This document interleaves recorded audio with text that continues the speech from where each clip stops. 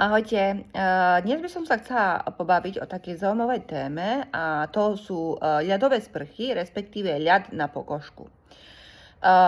Podľa mojich skúseností ľad na pokožku nie je veľmi ideálny, pretože pokiaľ ho použijete každý deň, tak môže meniť kožnú bariéru pokožky.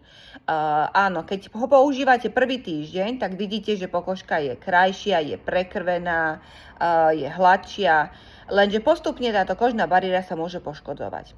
Studenú vodu môžete používať, ale ľad je ako taká šoková terapia. Takisto si nedávate ľadové sprchy alebo otužovanie každý deň.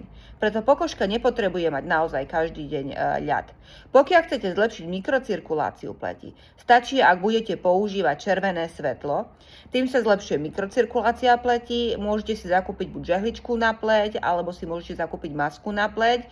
Ja by som povedala, že je to podobný účinok, ako je ľad, ale nedochádza ku poškodzovaniu kožnej bariéry. Ahojte.